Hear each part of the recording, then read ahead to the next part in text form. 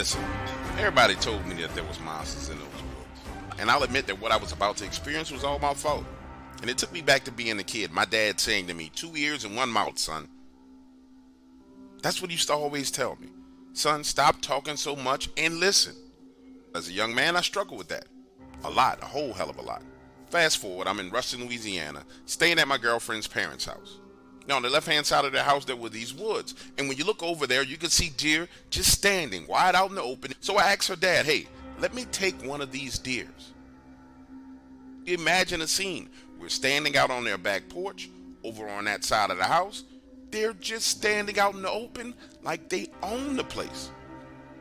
But that's when her dad goes on to explain to me. He said, son, we don't hunt anything on that side of the property. Hell, we don't even go into the woods over there on that side of the property. Now, over there on the right-hand side, take anything you see. I'm standing there looking at this man confused. Because in my mind, everything around here is his property. So I said, hold on, sir, excuse me. Let me ask you a question. Now, over here on the left-hand side, you own that, right? And over here on the right-hand side, you own that as well. He says, yes, son. Okay, so why don't you guys hunt on this side of the property? And that's when he breaks it down for me, saying just because it's mine doesn't mean anything. There are things over there on that side that are dangerous. Now, I find myself intrigued, and I'm like, what do you mean dangerous?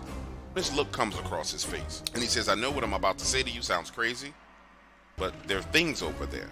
They look like werewolves. We don't go over there, son, and it's best if you don't go over there at all. Now, pause right here in the story. Let me say this. I had heard of werewolves, but there was no indication throughout my entire lifespan that those things were real.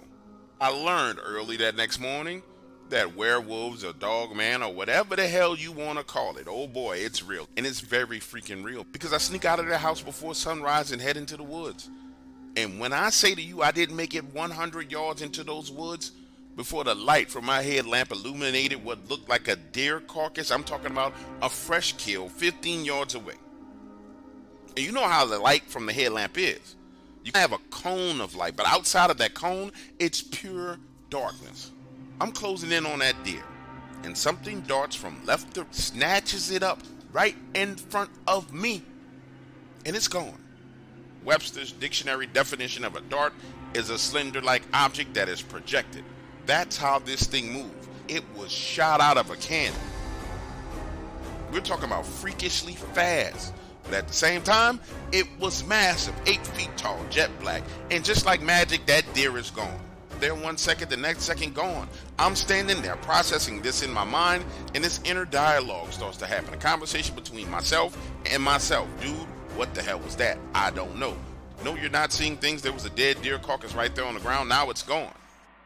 And it was right then and there where her dad's voice played back inside of my head. We don't go hunting over there in those woods. I know it sounds crazy, but there are werewolves in those woods. Listen to me when I say this to you. I ran through those woods, back to their house like a freaking Olympic gold medalist sprinter. And when I get to the back porch, her dad is sitting outside and says, you saw one, didn't you? Yes, sir, I replied. What was it? He said, I call it a werewolf.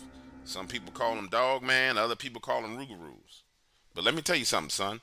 You were lucky, because plenty of people have gone into those woods over the years, and they ain't never came back.